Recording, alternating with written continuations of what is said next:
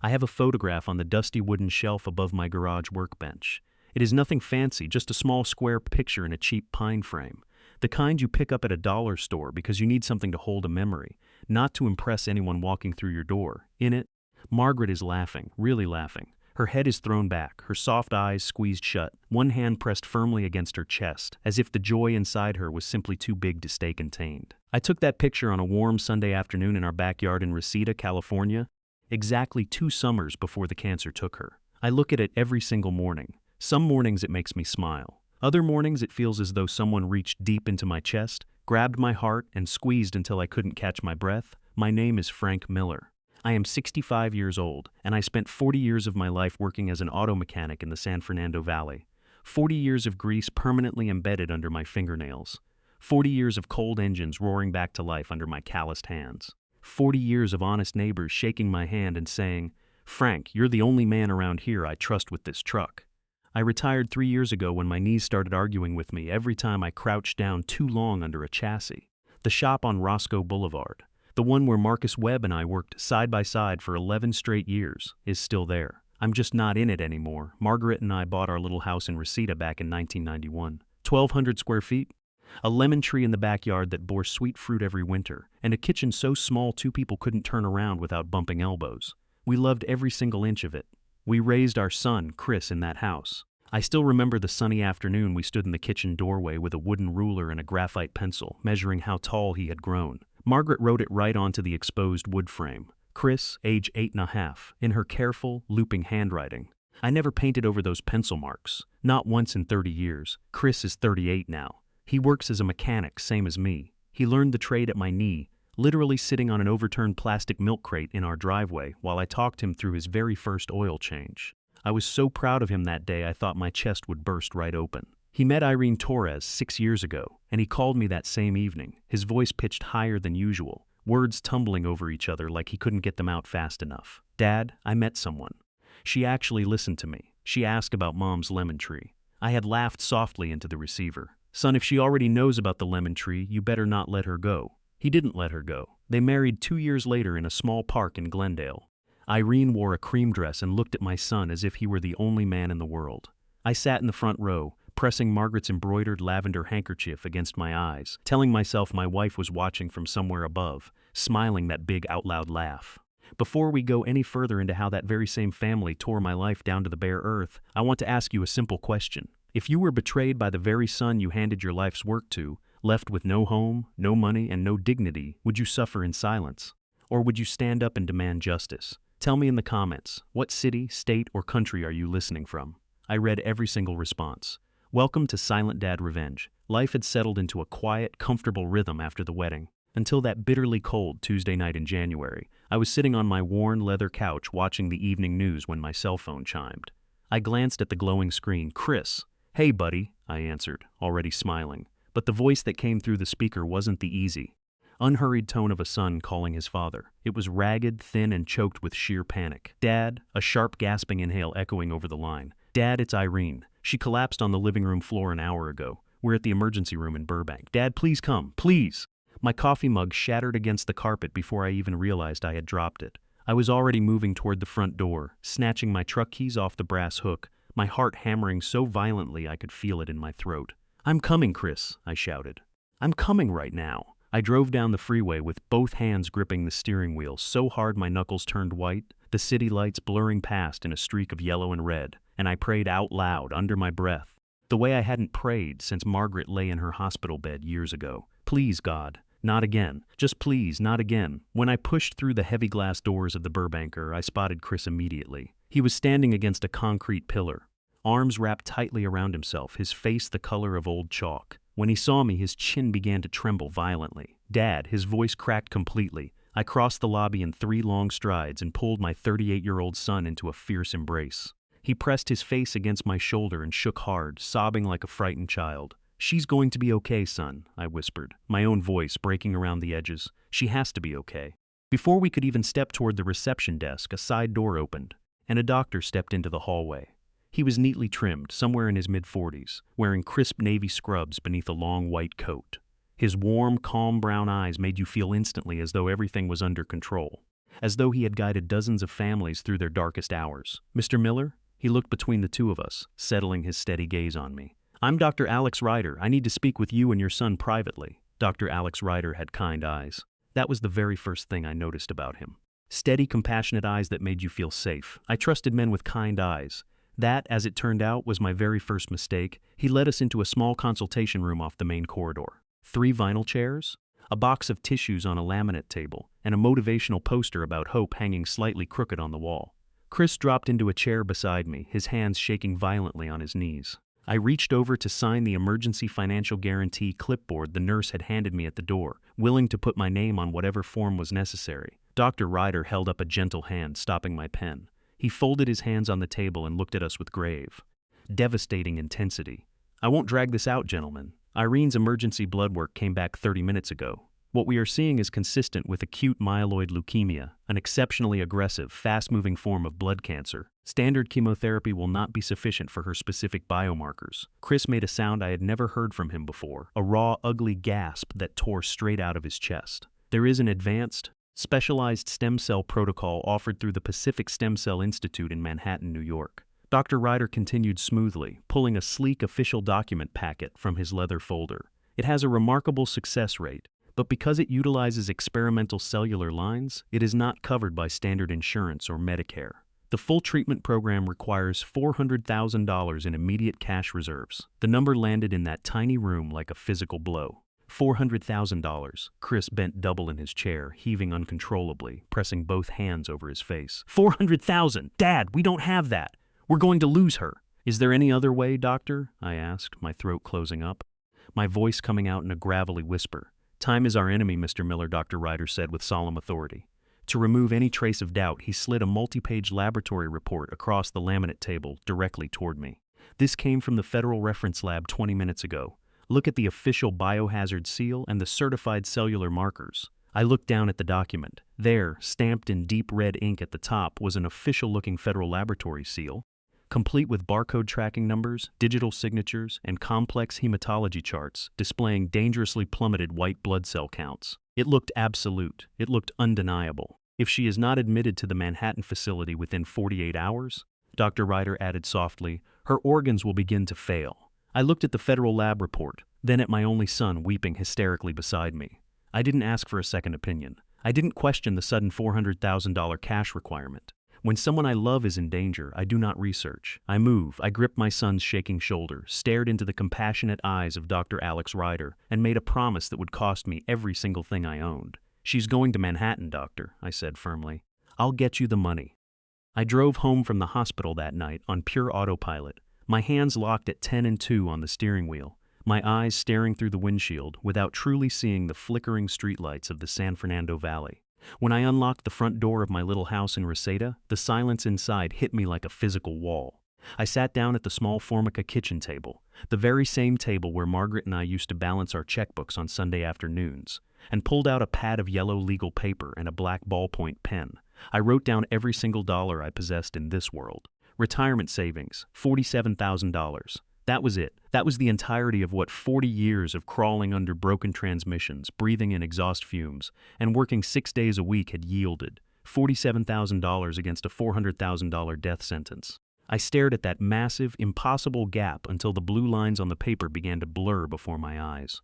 I reached into my shirt pocket, pulled out Margaret's lavender-embroidered handkerchief, pressed it against my face, and breathed in deeply, even though her sweet scent had long since faded from the fabric. "I'm going to save our family, Margaret," I whispered, into the dark, quiet house. "I don't care what it takes." The next morning, I drove out to an industrial supply park in Chatsworth. Taped to the dusty front window of a commercial warehouse was a neon yellow flyer. "Night shift industrial cleaning, $12 an hour, midnight to 5 a.m. I walked inside, spoke to the shift manager, and started that very same night. Those warehouse shifts were the loneliest hours of my entire 65 years on this earth. The building was a cavernous concrete shell that trapped the brutal January cold, settling deep into my arthritic knees until every step felt like grinding broken glass. Fluorescent tubes buzzed overhead in a sickly, pale yellow light that made the endless concrete floors stretch out like an ocean. I pushed a 50-inch industrial mop back and forth, the cold air burning my lungs, the only sounds being the squeak of rubber bucket wheels and the distant, muffled roar of freight trucks rolling down the freeway. On the 15th night, around 3 in the morning, the sole of my right work boot completely separated from the leather upper. For 3 straight hours, every time I stepped forward, the icy concrete floor pressed directly against my thin cotton sock. My foot went entirely numb. I sat down on an overturned plastic milk crate in the corner of the loading dock, pulled off the boot, and reached into my jacket pocket for a roll of heavy-duty black electrical tape I had started carrying in my toolbox. My hands were trembling so violently from exhaustion and cold that I had to stop twice just to catch my breath. I wrapped the black tape around the toe of the boot, round and round, pulling it tight, sealing the gap as best as I could. I don't know exactly when the tears started falling, but suddenly my chest was heaving, and I was weeping in a way I hadn't wept since the night Margaret passed away in hospice. It was an ugly, gasping kind of crying that tore at my throat. "Get it together, Frank," I muttered out loud, my gravelly voice bouncing off the cold steel girders. "Your boy needs you. Get up and push the mop." I pressed Margaret's handkerchief hard against my eyes until my breathing leveled out, tucked it back into my breast pocket, pulled the taped boot back onto my foot, and picked up the mop handle once more. By the end of February, between my drained retirement accounts, my meager pension savings, and every penny earned from those grueling graveyard shifts, I had scraped together $47,500 in cash. But $47,500 was nowhere near enough. Chris called me every evening, his voice growing more panicked, telling me Dr. Ryder said Irene's white blood cell count was destabilizing, and that they needed the full deposit to secure her emergency transfer to Manhattan. The deed to my house in Reseda had been in my name alone since Margaret passed. On a rainy Monday morning, my hands were perfectly steady when I picked up the phone and dialed a local real estate agent named Sandra. She arrived 2 hours later with a clipboard and an efficient, businesslike demeanor, walking through my home like an auditor inspecting a storage unit. She tapped the drywall, inspected the window frames, and noted down numbers without looking up. I followed her from room to room with my hands buried in my pockets, trying to see my home through the eyes of a stranger instead of the place where my entire life had unfolded. "Given the 1,200 square footage in the current valley market," Sandra said, stopping in the middle of our small living room, "I'd list it at $320,000 for a quick cash closing. You'll likely clear around $310,000 after fees. Do you need a few days to think it over, Mr. Miller?"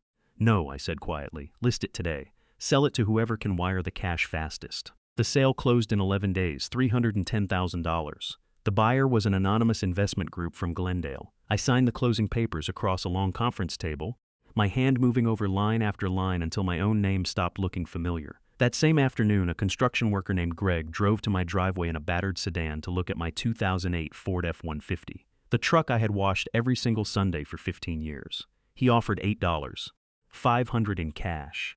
I took the envelope of $100 bills, shook his calloused hand, and handed him the keys without attempting to bargain. Before handing over the front door keys to the real estate agent, I allowed myself to walk through my empty house one final time. The rooms echoed with a hollow, terrible quiet. My furniture was gone, sold off for peanuts or hauled away. I walked into the sunlit kitchen where Margaret used to stand in her floral bathrobe, drinking black coffee and listening to the morning radio while rolling out pie crusts on Thanksgiving. Then, as I turned toward the doorway to leave, my eyes caught the inner wooden frame. There they were, the faint graphite pencil marks. Chris, age 8½. Margaret's looping, graceful handwriting, preserved perfectly on the bare wood after 30 years. A sharp, unbearable agony pierced my chest. I stepped forward, my knees buckling slightly, and pressed both of my palms against the cool wooden frame. I leaned my forehead directly against those pencil marks, my body racked with heavy, silent sobs. "I'm so sorry, Margaret," I choked out, tears streaming down my face, dripping onto the bare, hardwood floor. "I couldn't keep our home. I couldn't save the roof you loved. But our boy's wife is dying, Margaret. I had to do it. I had to give him everything we built." I stood there for 5 long minutes, my fingers tracing the outline of my dead wife's handwriting, memorizing the texture of the wood one last time. Then, wiping my wet face with Margaret's embroidered handkerchief, I turned off the kitchen light, walked out the front door, and locked it behind me forever. I boarded the local Valley bus carrying a canvas duffel bag containing 3 changes of clothes and a thick, heavy manila envelope tucked inside my coat breast pocket. Inside that envelope was $365,500. My home, my truck, my retirement, my late wife's legacy, and 40 years of sweat and grease. 45 minutes later, I stepped off the bus in Burbank and walked toward my son's house, holding that envelope tight against my heart, believing with every fiber of my soul that I was about to buy my family's salvation. For 3 straight days after I handed over the wire confirmations and cash receipts to my son, my phone remained completely dead. I called Chris 6 times on Wednesday morning, 4 times on Thursday afternoon and 3 times on Friday night. Every single call went straight to voicemail after 4 rhythmic chimes, followed by the flat, automated tone telling me his inbox was full. I sat on the edge of a cheap motel bed on San Fernando Road, staring at the blank screen of my phone, my thumb hovering over his contact name until my hand began to shake. I kept telling myself there had to be a logical, harmless explanation. A dead battery. A busy week at the shop. The stress of preparing Irene for her flight to Manhattan. A father's mind will build 100 fragile bridges out of hope just to avoid staring down into an abyss. By Tuesday morning, I couldn't sit in that sterile motel room any longer. I picked up my canvas duffel bag, tucked Margaret's lavender handkerchief deep into my coat breast pocket, and walked out to the bus stop on Laurel Canyon Boulevard. The morning air was unusually warm for early March, the bright California sun beating down on the cracked asphalt as the bus rattled its way toward Burbank. I stood in the aisle for 45 minutes, my calloused fingers wrapped tightly around the stainless steel handrail, every dip in the road sending a dull ache through my arthritic knees. But I barely felt the physical pain. My mind was entirely consumed by a quiet, desperate need to see my son's face, to hear him say that the Pacific Stem Cell Institute had received the funds, and that his wife was finally going to be saved.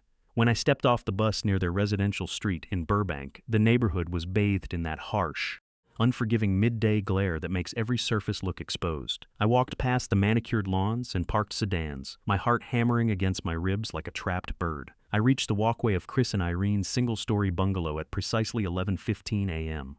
I stood on the small concrete porch, took a deep breath to steady my breathing, and pressed the brass doorbell. 1 minute passed. Then 2. Through the thin wood of the front door I heard footsteps approaching from the hallway, unhurried, light, and completely casual.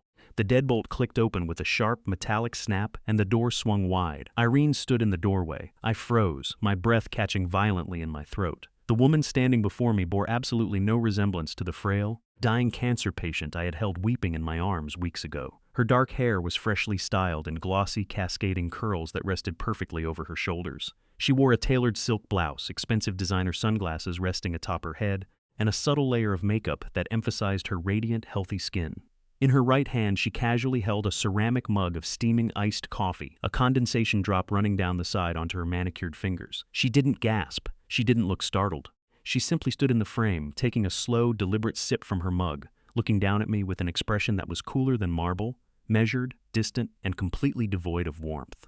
"Dad," she said, her voice smooth and conversational, as if I were a solicitor who had knocked on her door at an inconvenient hour. "This is a surprise. I've been calling for 3 days, Irene," I said, my voice coming out in a rough, dry rasp. I stepped forward, my hands trembling at my sides. Nobody picked up the phone. I thought something terrible happened with the Manhattan flight. Is Chris home? I need to make sure the wire cleared for the stem cell facility. Irene tilted her head slightly, her eyes examining my worn coat, my taped boot, and the hollow exhaustion written across my face.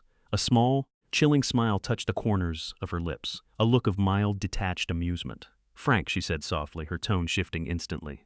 The soft, polite cadence she had used for 6 years evaporated like water on hot pavement. "There is no Manhattan flight." I blinked, shaking my head slowly, my brain stubbornly refusing to translate the words. What are you talking about?"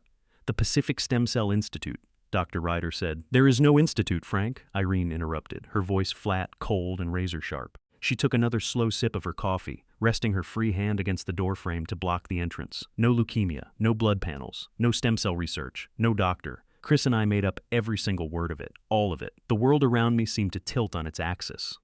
The bright California sunlight suddenly felt blinding, burning into my eyes as a sickening wave of nausea hit my stomach. I reached out, my scarred fingers clutching the wooden doorframe just to keep my legs from collapsing beneath me. "Irene, no," I whispered, tears instantly welling in my eyes, blurring her cold, beautiful face. "Don't say that. Please don't joke about something like that. I sold my house. I sold Boss Margaret's kitchen. I gave you $365,500. You handed us $365,500, Frank," Irene corrected calmly, looking directly into my shattered eyes without a single flicker of remorse. "And you called it love. I call it an easy payday from a gullible old man who never learned how Wall Street or real life actually works." My chest tore open with a sound that wasn't human, a ragged, strangled sob of pure agony. "Chris!" I shrieked, my voice cracking wide open, echoing down the quiet Burbank street. "Chris, where are you? Chris!" Footsteps echoed from the interior corridor. A second later, my 38-year-old son stepped into the hallway behind his wife. He was wearing a brand new leather jacket, holding a pair of car keys in his hand. He looked at me through the open door, his face pale, his lips pressed into a tight, hard line. Chris, I wept, reaching my hand out through the doorway toward him, begging with every remaining shred of my soul for him to tell me it was a lie, to tell me his wife had gone mad. Chris, tell her she's wrong. Tell me you didn't do this to me. I taught you how to fix cars in our driveway. I bought you your first tools. Chris, please, say something. My son looked at my trembling, scarred hand. He looked at my black-taped work boot. Then, with an expression of cold, unbothered detachment, he turned his head away, staring at the blank drywall of his hallway. You were always so easy to fool, Dad, Chris said, his voice flat, devoid of a single drop of pity or affection. You believed whatever anyone told you as long as they cried hard enough. You chose to give us that money. Nobody forced your hand. You're an adult. Deal with it yourself. Chris, I choked, my knees completely giving out beneath me. Don't come back here, Frank, Irene said softly. We're done. She reached out and pulled the heavy front door shut. The click of the brass latch catching in the strike plate was a small, ordinary sound, but to my ears, it sounded like the finality of an iron vault door slamming shut on my life. I stumbled backward off the porch, my taped boot catching on the lawn border. I dragged myself 3 steps sideways, collapsing onto the concrete stairs of the house next door, a total stranger's steps. I pressed both of my calloused hands over my face, and a sound tore out of my throat that I had never made before in my 65 years on this earth. It was a raw, animalistic howl of grief, betrayal, and absolute ruin. My entire body shook violently as I pulled Margaret's embroidered handkerchief from my pocket, pressing the soft fabric against my mouth to muffle the gasping, hysterical sobs that I couldn't stop. I wept for my lost home. I wept for my dead wife's memory. But most of all, I wept for the boy I had raised on an overturned milk crate, the boy who had just looked into his father's broken eyes and told him to deal with his own destruction. The California sun beat down mercilessly on my head. The air grew stifling, suffocating, and heavy. My vision began to tunnel, dark spots dancing across the peripheral blur of the concrete walkway. The noise in my chest faded into a high-pitched, ringing silence. My hands slipped from my face, falling limply onto the warm concrete. And as the bright blue sky faded into absolute blackness, I felt my body slide sideways off the steps, collapsing unconscious onto the grass beneath the scorching heat. When I opened my eyes, the harsh California sunlight had been replaced by the warm, amber glow of a small ceramic lamp sitting on a lace doily. I was lying on a floral-patterned sofa wrapped in a thick, handmade patchwork quilt that smelled faintly of lavender soap and clean line-dried cotton. My throat felt like it was lined with dry sand, and my knees throbbed with a dull, heavy ache. Sitting in a rocking chair across the small living room was Dorothy Kowalski. She was 68 years old, barely 5 feet 2 inches tall, with short silver hair and the kind, practical eyes of a woman who had lived on Delano Street in Reseda for 30 years. I had known her for a decade as the neighbor who waved from her front porch whenever I drove my truck past her house. I had never once imagined I would be lying on her living room sofa, broken and homeless. Don't try to sit up too fast, Frank, Dot said softly, setting down her knitting needles and walking over with a glass of ice water. You gave us all a fright. The mailman saw you pass out on that lawn in Burbank and recognized your face from your old truck. I took the glass with trembling hands, sipping the cold water as tears welled up in my eyes once more. Dot! I lost everything, I whispered, my voice cracked and hollow. My house, Margaret's kitchen. Chris, I know, Frank, I know, she said firmly, taking the glass from my hands and placing her warm, calloused palm over my scarred knuckles. You drink this and you rest. You're on Delano Street now. Nobody is going to hurt you here. Early the next morning, a heavy knock echoed through Dot's front door. Before she could even reach the latch, the door opened, and Marcus Webb stepped inside. Marcus was 62, tall, broad-shouldered, and built like an iron beam. We had worked side by side at the auto shop on Roscoe Boulevard for 11 years. He was a man who rarely spoke more than 10 words a day, but when trouble came knocking, Marcus was the one who stood behind you with a heavy wrench and an unyielding jaw. He held a paper bag from the local diner in one hand and 2 large mugs of black coffee in the other. He took one look at my pale face, set the coffee down on Dot's kitchen table, pulled out a wooden chair, and sat down directly across from me. Tell me everything, Frank, Marcus said, his gravelly voice dropping an octave. From the very beginning, I told him. It took 20 minutes, my voice cracking and repairing itself every few sentences as I laid out the ear visit, the taped work boots, the house sale, and the cold, mocking doorway in Burbank. Marcus listened without interrupting once, his dark jaw tightening until a vein throbbed along his temple. When I finished, Marcus reached into his leather jacket pocket and pulled out his smartphone. He didn't offer empty words of comfort. Instead, his thick fingers typed Irene Torres into the Facebook search bar. Take a look at this, Frank, Marcus said quietly. Turning the glowing screen toward me, the profile was public. The top post had been uploaded less than 18 hours ago. The photograph displayed Irene standing on a sun-drenched, pristine stone balcony overlooking the Pacific Ocean at the Four Seasons Biltmore Resort in Santa Barbara. She was wearing a white designer dress, oversized sunglasses, and holding a crystal cocktail glass with an orange slice resting on the rim. She was laughing hysterically at something off-camera, her skin glowing under the coastal sun. The caption beneath the photo read in bold text, "Finally living the life I deserve." 247 likes. Below that picture was another upload from 2 days prior. It showed my son, Chris, standing beside her on the resort lawn, wearing an expensive linen shirt, grinning like a man who hadn't a single care in the world. The caption read, "New beginnings with my king." A cold, icy wave of pure rage washed through my chest, burning away the last lingering remnants of my shock. That wasn't just money sitting on that resort balcony. That was 40 years of my sweat. That was Margaret's kitchen. That was my blood. "They think they're untouchable, Frank," Marcus said, his voice dropping to an icy whisper. "They think you're just an old mechanic with no money, no lawyer, and no strength left to fight back. But they made a fatal mistake." "What mistake?" I asked, my voice suddenly steady, flat, and colder than I had ever heard it sound before. "They forgot who built this valley," Marcus said. At precisely 9:15 that night, 3 sharp, hesitant knocks sounded against Dot's front door. Dot looked through the curtains, her brow furrowing, then turned back to us. "There's a man outside, Frank. He looks like a walking corpse. He says his name is Dr. Alex Ryder." I stood up slowly, leaning against the edge of the kitchen table. "Let him in." When Dr. Alex Ryder stepped into the warm light of Dot's kitchen, he bore no resemblance to the polished, compassionate physician who had guided me through the Burbanker weeks ago. His navy scrubs were wrinkled and stained, his eyes were bloodshot and sunken deep into dark sockets, and his hands were trembling so violently he could barely hold the cracked smartphone clutched in his right palm.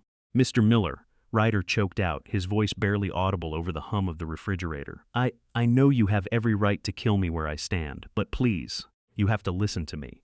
"Sit down, Ryder," Marcus growled, stepping up behind the doctor like a shadow. Ryder collapsed into a wooden chair, burying his face in his trembling hands.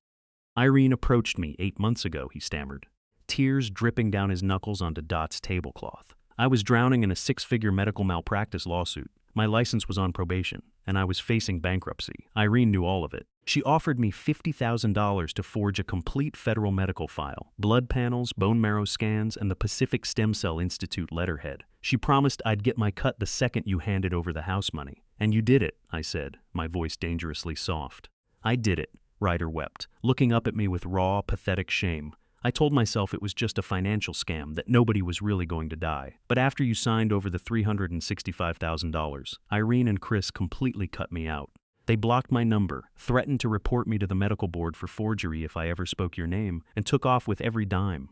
"So you came here out of guilt?" Marcus sneered. "I came here because I recorded them," Ryder blurted out, frantically tapping the cracked screen of his phone. 4 weeks ago, when I realized they were going to double-cross me, I followed them to a hotel suite in Las Vegas. I confronted them in the lounge. Nevada is a one-party consent state, Mr. Miller. That means it is completely legal under federal law to record a conversation without telling the other party. I recorded every word. Ryder hit the play button and set the phone on the table. The speaker crackled with ambient hotel lobby noise, followed by Irene's sharp, mocking laugh. "You're not getting a dime, Alex. What are you going to do, go to the cops and confess to forging federal lab reports? The old man is a broke, pathetic idiot. He loved Chris too much to ever question a word we said." Then came my son's voice, Chris's voice, pristine, clear, and dripping with arrogant cruelty. "Don't worry about my dad, Alex. The old man will sell his house, he'll sell his truck, he'll sell his own skin if I ask him to. He's always been weak like that. He loves me too much to ever fight back." The room went completely, suffocatingly silent. I didn't scream. I didn't cry. I reached into my breast pocket, pulled out Margaret's lavender-embroidered handkerchief, unfolded it carefully on the wooden table, and smoothed out every single crease with my calloused palms. "Marcus," I said softly, my eyes fixed on my wife's handkerchief. "Call that attorney you mentioned in downtown L.A. I looked up at Dr. Ryder, my gaze cold, sharp, and unyielding. "You're going to give that recording to the FBI, doctor," I said. "And then my son is going to learn exactly what happens when a weak old man finally decides to fight." The high-rise office of attorney Diana Flores on the 14th floor of a glass tower in downtown Los Angeles smelled of old leather, heavy legal volumes, and fresh espresso. Rain glistened against the floor-to-ceiling windows, blurring the sprawling concrete grid of the city below. Behind a vast mahogany desk sat Diana Flores, a woman in her late 40s with sharp, intelligent dark eyes, raven hair pulled back into a flawless bun, and a quiet, unshakable authority that made you feel as though every word uttered in her presence was being weighed on an uncompromising scale of justice. Marcus Webb and I sat in two leather armchairs across from her, while Dr. Alex Ryder stood nervously near the bookshelf, clutching his coat. I had placed Margaret's lavender-embroidered handkerchief neatly on the corner of the mahogany desk, right beside my handwritten timeline of events and the original cashier's check receipts. For 45 minutes, Attorney Flores listened without interrupting once. She did not gasp at the details, nor did she offer hollow platitudes of sympathy. She took precise, handwritten notes on a yellow legal pad, her fountain pen scratching against the paper with methodical rhythm. When I finished recounting the moment Irene closed the Burbank door in my face, Diana set her pen down, folded her hands, and looked at me with deep, focused intensity. "Mr. Miller," Diana began, her voice low, resonant, and carrying the weight of 2 decades in appellate and criminal law, "what your son and daughter-in-law did to you is not merely a tragedy, nor is it a civil dispute over family funds. What they committed against you is a textbook violation of California Penal Code 368, elder financial abuse." She leaned forward, tracing a line on her notepad. "Because you are 65 years of age, and because the stolen property exceeds $400, in your case, reaching $365,500, this charge instantly elevates from a misdemeanor to a grand felony. Under Penal Code 368, any person who knows or reasonably should know that an individual is an elder and fraudulently takes, secretes, or appropriates their property faces mandatory felony sentencing, substantial prison time, and complete court-ordered financial restitution." Marcus leaned forward, his broad hands gripping the mahogany armrests. "Is that enough to put them away, Diana? In a state court, yes," Diana said smoothly. "However, what makes your case extraordinary and devastating for your perpetrators is the physical evidence Dr. Ryder has brought to this table." She turned her sharp gaze toward Ryder, who flinched slightly.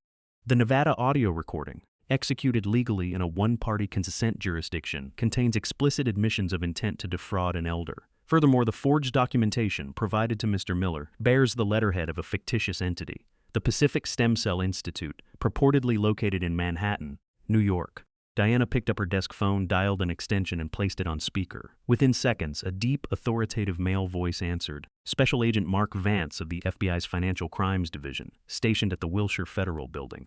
"Agent Vance," Diana said, her tone crisp and professional. "I have Mr. Frank Miller in my office, along with a cooperating witness, Dr. Alex Ryder. We are ready to transmit the digital audio file recorded in Las Vegas, alongside the fraudulent medical documentation and wire transfer receipts totaling $365,500.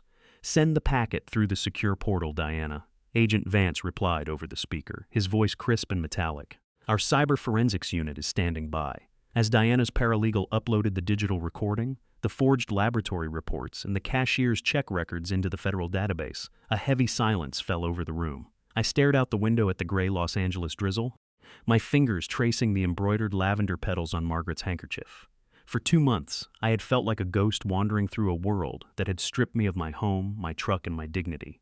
But sitting in that office, listening to the precise machinery of the law grind into motion, a cold, steady fire ignited deep inside my chest. 5 minutes passed, then 10. The speakerphone remained quiet except for the faint static of the line. Suddenly, Agent Vance's voice cut back through the speaker, no longer merely professional but sharp, alert, and charged with sudden momentum. "Diana, are you still there with Mr. Miller?" "I am, Agent Vance," Diana answered, sitting up straighter. "We just ran the physical address listed on that forged letterhead, Pacific Stem Cell Institute, 442 East 58th Street, Manhattan, New York," Agent Vance explained, his keystrokes echoing in the background. "The Manhattan Land Registry confirms that address is an empty gravel-covered lot currently zoned for commercial development. It has never housed a medical facility of any kind." A faint, cold smile touched Marcus's lips, but Agent Vance wasn't finished. "More importantly," the special agent continued, his tone hardening, "the moment our regional database cross-referenced the name Irene Torres Miller, her social security number triggered a dormant federal alert flag in our central clearinghouse." I gripped the armrests of my chair, my knuckles turning white. "A flag? 18 months ago," Agent Vance revealed. "The FBI Financial Crimes Unit opened a preliminary investigation into Irene Torres following a complaint filed by a 72-year-old retired schoolteacher in Pasadena. The victim had surrendered $220,000 under the pretense of a private real estate investment scheme. However, before a grand jury indictment could be handed down, the victim suddenly and inexplicably withdrew her formal statement and refused to cooperate with federal investigators. Without primary testimony, the file was flagged and placed in a dormant status. Agent Vance paused, the sound of papers shuffling filling the silence. "Mr. Miller," The evidence you have just provided, specifically the Nevada audio recording, where Irene explicitly boasts about executing fraudulent schemes against older victims, combined with the interstate transmission of fake Manhattan medical documents and electronic wire transfers, changes everything. By creating a fictitious business entity in New York to solicit funds from a victim in California via phone and wire, Irene Torres and Chris Miller have officially triggered Title 18, United States Code, Section 1343, Federal Wire Fraud. The words echoed through the room like a thunderclap. Federal wire fraud carries a maximum statutory penalty of 20 years in a federal penitentiary per count. Agent Vance stated with absolute, unshakable authority, because this scheme involved interstate communications, multi-jurisdictional financial routing, and a documented pattern of predatory elder exploitation, this is no longer just a local LAPD matter. The Federal Bureau of Investigation is assuming primary jurisdiction over this case effective immediately. Diana looked across the desk at me, her dark eyes flashing with fierce, triumphant satisfaction. Agent Vance, what are your immediate operational steps? We are issuing emergency federal search warrants and asset freezing orders through the United States District Court for the Central District of California within the hour, Agent Vance replied firmly. LAPD Detective Ray Castillo at the Devonshire Division will coordinate with our federal arrest team. We have visual surveillance on Irene Torres and Chris Miller at a residential location in Beverly Hills. Mr. Miller, I suggest you go home with your counsel and let us do our job. As Diana clicked off the speakerphone, I sat perfectly still in the high-back chair. The heavy, suffocating weight that had rested on my shoulders since the morning I stood in the cold Burbank doorway suddenly lifted, replaced by a profound, icy clarity. I picked up Margaret's handkerchief, folded it with slow, deliberate precision, and placed it back into my jacket pocket over my heart. Thank you, Diana, I said softly, my gravelly voice steady and unyielding. Don't thank me yet, Frank, Diana said, offering a rare, warm smile as she stood up to shake my hand. We are going to give you back your name, your dignity, and every single dollar they stole from you. The air around the sprawling, ultra-modern luxury villa nestled high in the hills of Beverly Hills was heavy with the sweet, suffocating scent of tropical night-blooming jasmine, expensive cigars, and the warm breeze wafting off a heated infinity pool. Glass walls framed a panoramic view of the Los Angeles skyline, glowing like a field of scattered diamonds miles below. Inside, under the warm, recessed glow of designer-led chandeliers, 30 guests, dressed in crisp linen jackets, silk dresses, and dripping with gold jewelry, mingled to the pulsing, hypnotic bass of a private DJ setup set near the patio. Waitstaff clad in tailored black uniforms glided through the crowd carrying silver platters laden with beluga caviar crostini, fresh oysters, and flutes of vintage Dom Perignon. It was a cathedral of absolute, unearned luxury, paid for with 40 years of grease, cold warehouse concrete, and a father's broken heart. At the center of the terrace, standing near the edge of the turquoise water, stood Irene Torres Miller. She was radiant in a shimmering ivory evening gown that clung to her figure, her dark hair cascading down her back in loose, glossy waves. Her laughter carried easily over the music, sharp, confident, and utterly free of burden. Beside her stood my son, Chris, wearing a tailored navy sport coat, a gold watch gleaming against his wrist, holding a glass of champagne in one hand and his smartphone in the other, casually scrolling through his digital wallet balance. At precisely 11:14 p.m., Irene picked up a silver spoon and tapped it lightly against her crystal glass. The sharp, metallic chime echoed across the terrace, prompting the DJ to fade the music down into a low, ambient hum. The guests gathered around the pool, their faces flushed with alcohol, smiling in expectation. "Everyone, can I have your attention for just a moment?" Irene called out, her voice melodious and dripping with charming authority as she stepped onto the raised marble edge of the pool deck.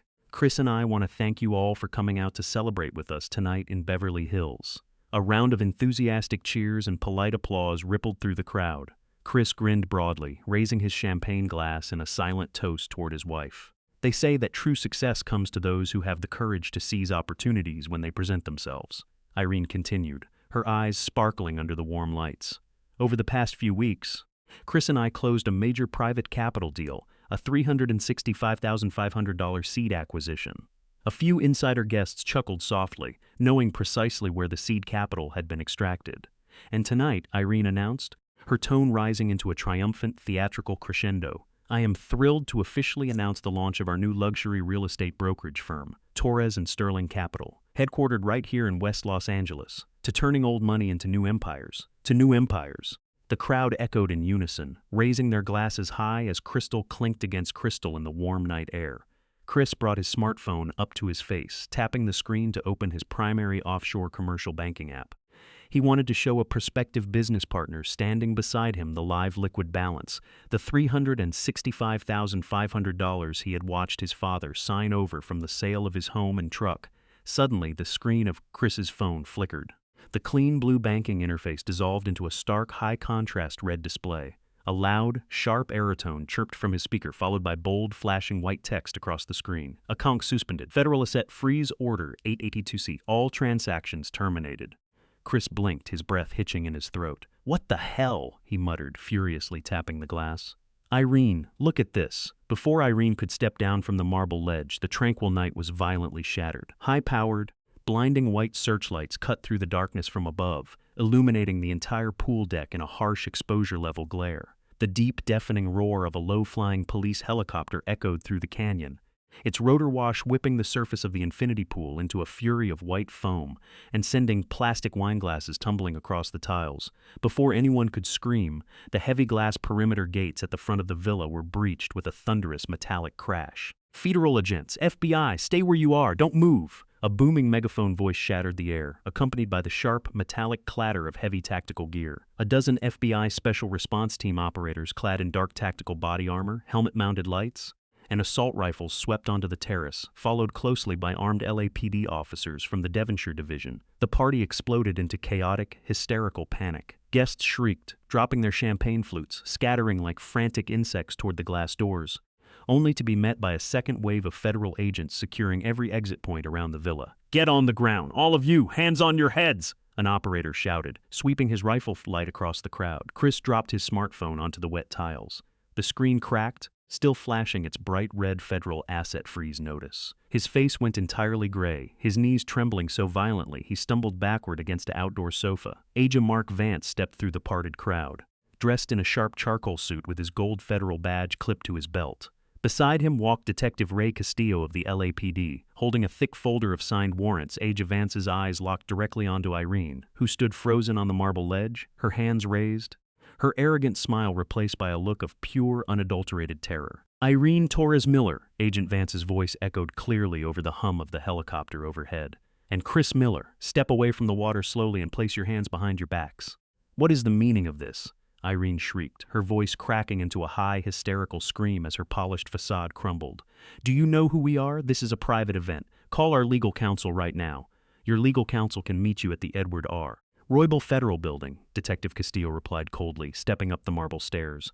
"Irene Torres, you are under arrest pursuant to a federal warrant for federal wire fraud under Title 18, United States Code, Section 1343, and elder financial abuse under California Penal Code Section 368. Detective Castillo grabbed Irene's manicured wrist, twisted her arm behind her silk-clad back, and clicked a heavy pair of steel handcuffs tightly over her wrists. Irene sobbed loudly, her body racked with panic as the cold metal pinched her skin in front of 30 staring, horrified guests. Two federal agents shoved Chris down against the leather cushions of the outdoor sofa. "Dad," Chris gasped out, his voice a pathetic, wheezing whisper as his face was pressed against the fabric. "Dad, please, your father isn't here, Mr. Miller," Agent Vance said, looking down at my son with absolute, unyielding contempt as the agents pulled his arms behind his back. "He's at home in Reseda, but he sent us to deliver a message." The heavy steel cuffs snapped shut around Chris's wrists with a sharp final click as the federal agents marched my son and his wife through the grand foyer of the villa, past the beluga caviar and the shattered champagne flutes, toward the flashing red and blue lights of the waiting transport vans. The $365,500 they had stolen vanished into the cold vaults of federal custody. The party was over, the empire had crumbled, and the law had finally arrived. The heavy oak doors of courtroom 302 inside the Los Angeles Superior Court opened onto a room that smelled of floor polish, old leather bindings, and the solemn, unyielding weight of justice. Sunlight streamed through the high, narrow windows, casting sharp, dusty beams across the rows of dark wooden benches. I sat on the front bench on the prosecution's side of the aisle, dressed in a dark blue thrift store suit that Marcus Webb had helped me pick out from a rack on Van Nuys Boulevard 3 weeks earlier. The jacket was slightly broad in the shoulders, and the sleeves were half an inch too long. But it was clean, pressed, and allowed me to stand straight. I held a single sheet of white notebook paper in my calloused hands, my scarred knuckles resting over Margaret's lavender-embroidered handkerchief, tucked neatly into my breast pocket. Sitting at the long defense table 30 feet away were Irene Torres, Chris Miller, and Dr. Alex Ryder. They were dressed in drab, dark gray institutional jumpsuits, their wrists bound by heavy steel handcuffs attached to waist chains that clinked softly with their every movement. Irene looked hollowed out, her polished glamour completely erased, her dark hair flat and unstyled as she stared fixatedly at the dark wood of the defense desk. Beside her, my son Chris sat with his shoulders hunched forward, his face pale and sunken, his eyes red-rimmed from sleepless nights in federal holding. Dr. Ryder sat at the far end of the table, his head bowed low, accepting his fate with a quiet, exhausted shame. "The court will now hear the victim impact statement from Mr. Frank Miller," announced the court bailiff, his voice echoing off the high plaster ceiling.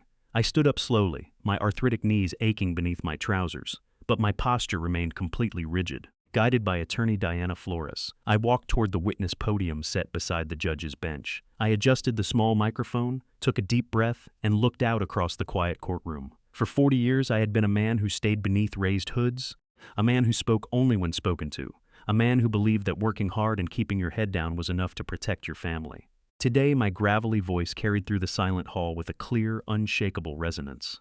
"My name is Frank Miller," I began, my eyes resting briefly on the sheet of paper before looking directly at the defense table.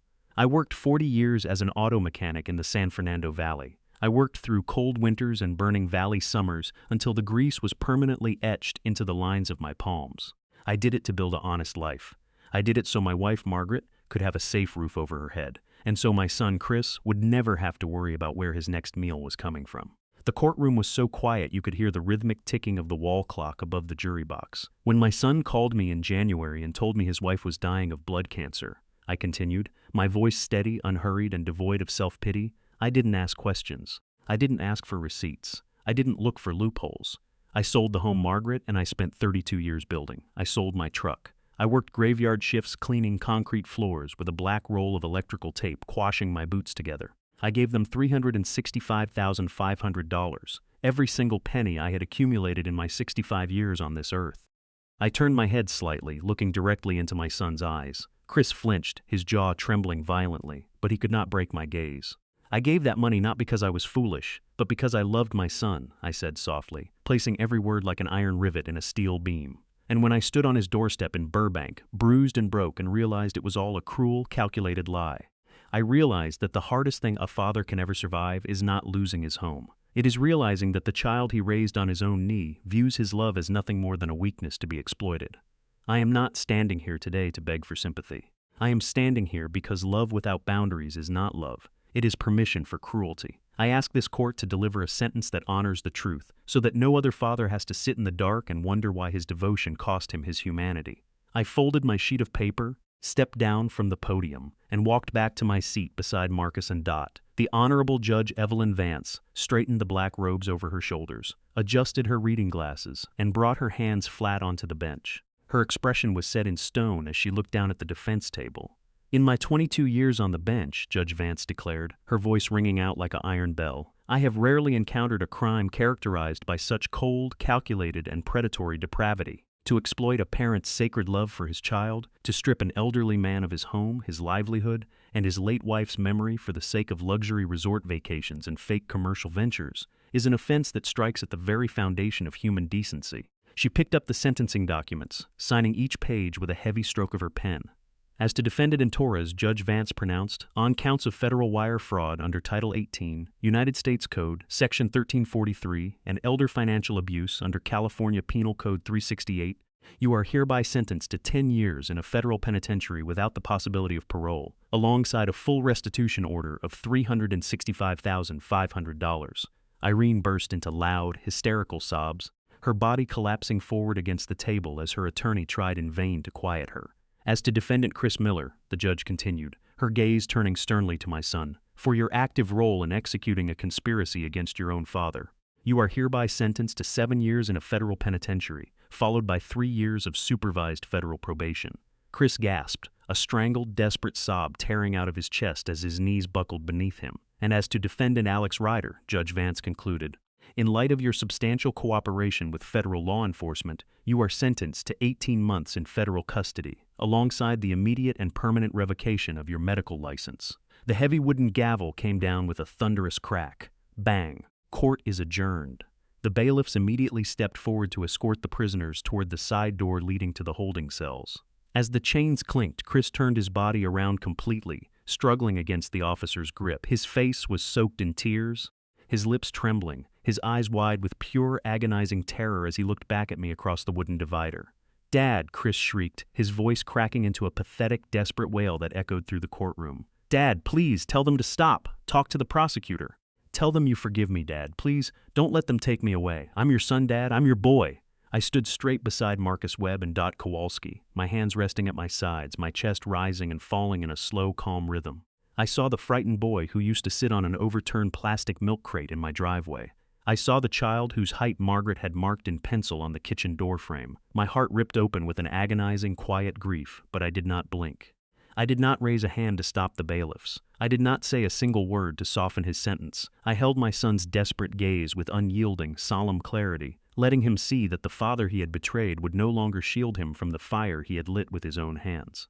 He had to pay his debt to justice in full. Chris was pulled through the heavy steel door, his cries fading into the quiet concrete corridor behind it. I turned around, buttoned my thrift store suit jacket, took Dot's hand in mine, and walked out of the courtroom into the bright California afternoon. The warm October sun was setting low over the San Fernando Valley, painting the vast California sky in brilliant bruised shades of orange, deep purple, and molten gold. Down on Satakoy Street in Reseda, the evening air smelled of warm asphalt, dry leaves, and the nostalgic comforting sense of motor oil, copper wire, and fresh metal filings. Inside a single-story, 3-bay commercial garage nestled near the railway tracks, the ambient roar of the valley traffic faded into a quiet, rhythmic hum. This was Satakoy Auto Repair, a modest 1,200-square-foot workshop with a high ceiling, exposed steel rafters, a polished concrete floor that reflected the amber twilight, and a heavy, rolling corrugated steel door pushed all the way open to let the cool evening breeze drift inside. I stood in the center of the bay, dressed in a fresh pair of dark navy work pants and a crisp short-sleeved work shirt with a red and white patch embroidered over my left pocket. Frank. After the federal court proceedings concluded and the liquid assets seized from Chris and Irene's offshore accounts were processed through the Department of Justice Restitution Clearinghouse, I received a certified cashier's check in the mail for $41,000. It wasn't the $365, $500 I had lost. It wasn't the house on Delano Street, nor was it my late wife's kitchen doorway. But $41,000 in cash, won through the uncompromising machinery of federal justice, was more than enough for a man like me to plant his feet back onto solid ground. I didn't buy a new car. I didn't book a vacation. I walked 3 blocks down Satakoy Street, found a retired mechanic named Hank who was looking to lease his quiet 3-bay shop, paid 6 months of rent up front, and put my name on the building license.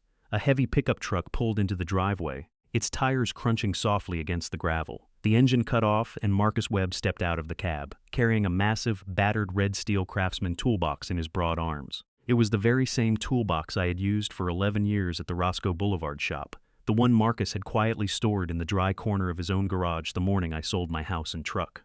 "Thought this belonged on a real workbench, Frank," Marcus said, his gravelly voice echoing in the quiet bay as he set the heavy chest down onto the steel workbench with a satisfying metallic clang. I walked over, my eyes misting slightly as my calloused fingers traced the worn, grease-stained handles and the faint scratches on the red paint. "Thanks, Marcus," I whispered, "for everything." Marcus wiped his hands on a shop rag, looked around the clean, sunlit garage, and offered a rare, genuine smile. "You built this valley with your hands, Frank. It's about time you had a roof over your head that nobody can ever take away from you." After Marcus drove away into the gathering dusk, I stood alone in the doorway of my new workshop, watching the sky turn from deep orange to a soft, starlit indigo over Reseda. The air grew cool, and the streetlights along Satakoy Street flickered to life, casting long, peaceful shadows across the concrete floor. I reached into my shirt breast pocket, my fingers brushing against the familiar, soft fabric that had been my anchor through every dark night of this 12-year nightmare. I pulled out Margaret's lavender-embroidered handkerchief. The purple threads along the hem had faded a little more over the long months, but the stitches remained patient, exact, and unbroken, just like the love she had brought into my life 40 years ago. I unfolded the handkerchief carefully with both palms, smoothed out the soft cotton against my chest, and pressed it firmly over my heart.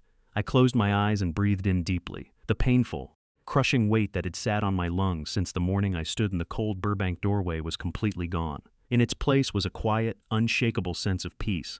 Protecting myself hadn't made me a cruel man. Demanding justice hadn't erased the love I carried for my son. Standing up had simply restored my dignity as a father, a husband, and a human being. If you are a parent listening to my story tonight, whether you are sitting in your living room in California, driving home from a long shift in Texas, or listening from across the world.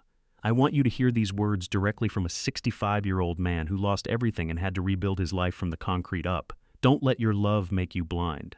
As parents, we are taught that unconditional love means sacrificing everything without question, giving until we have nothing left to give, and forgiving every hurt no matter how deep the blade cuts.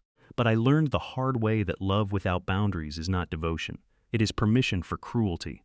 Handing over your life's work, your health, and your dignity because someone cries convincingly does not make you a good father. It makes you an easy victim for people who have lost their own humanity. When someone you love chooses to cross the line into calculated betrayal, true strength is not found in how much abuse you can endure for the sake of keeping the peace. True strength, the real boundary of self-respect and dignity, is having the courage to step out of the shadows, look the truth in the eye, and stand up for justice. A father does not go looking for vengeance. But when predator choices come for his family, his legacy, and his home, a father stands up every single time. Real justice is not born out of hatred. It is born out of a refusal to disappear quietly into the dark. God gave me Kowalski to remind me of human kindness. God gave me Marcus Webb to stand beside me like an iron beam when my knees gave out. And in the end, God gave me the unyielding strength to show my son that an honest, hard-working man will always stand tall when the truth finally comes to light. Thank you for walking alongside me through this long, emotional journey on Dad's ultimate payback. If Frank Miller's story taught you that true parental love requires unshakable self-respect, clear boundaries, and legal justice, please hit the like button, share your thoughts in the comments below, and subscribe to the channel for more stories of quiet strength, family accountability, and moral triumph. Remember, standing up for your dignity is never revenge. It is self-preservation. Until next time, stay strong, keep your boundaries firm, and take care of your heart.